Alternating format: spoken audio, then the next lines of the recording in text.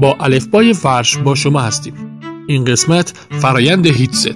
بعد از ریسندگی نخ باید تحت عملیات حرارتی هیت ست قرار بگیرد که از طریق آن بافت درونی نخ ریسیده شده توسط بخار و حرارت تثبیت می شود و باعث افزایش استحکام و کیفیت نخ می شود.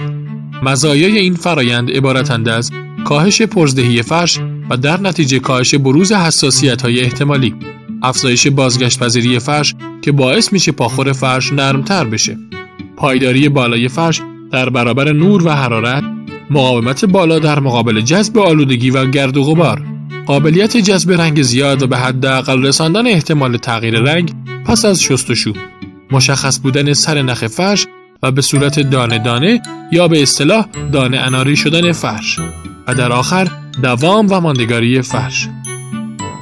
فرش امیران شکل هنر ایرانی.